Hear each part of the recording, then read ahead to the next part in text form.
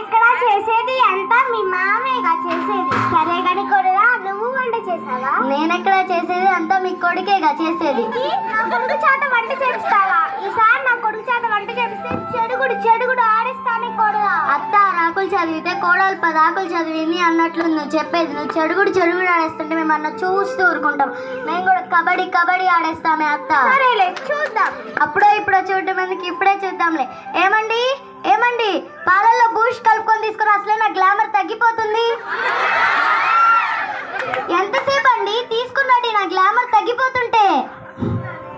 ఏంట్రా ఆడది కూర్చోబెట్టే నువ్వు పని చేసేదేంట్రా ఆడదానిలాగా? పెళ్ళైన కొత్తలో మా ఆవిడంది మీ పుట్టింటి సంస్కారం పాటించాలా మా పుట్టింటి సంస్కారం పాటించాలా అంటే, మీ పుట్టింటి సంస్కారం మాకెందుకే, మా పుట్టింటి సంస్కారం పాటించండి అని చెప్పింది. సరే మీరే చూసుకోండి.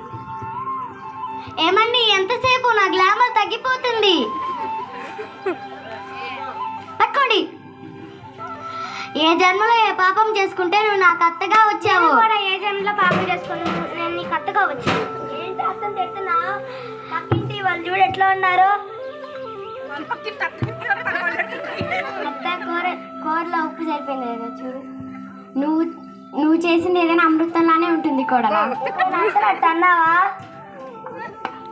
ఏమండి మామయ్య గారు అట్లా మాట్లాడుతుంటే మీరేంటి ఏం మాట్లాడరు? ఏంటండి అంతేగా? ఇంట్లో మనం ఒక్క క్షణం కూడా ఉండట్లేదు. ఇప్పుడే వెళ్దాం పదండి. పదండి మనం వెళ్దాం.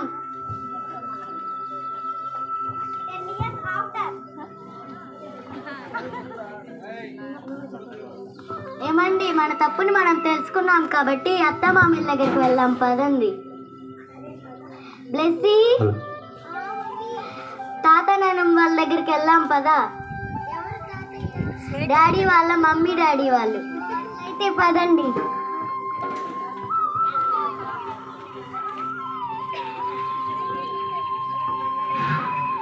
అత్తయ్య గారు మామయ్య గారు డోర్ తెరవండి.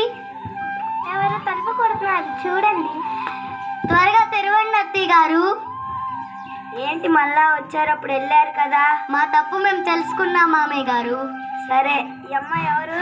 మా కూతురు. అబ్బా అప్పుడే పిల్లల్ని కూడా కన్నారా? ఏం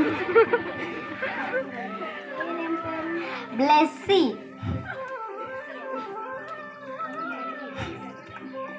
దీవించండి అత్తయ్య గారు. బాబా పిల్ల బాబలతో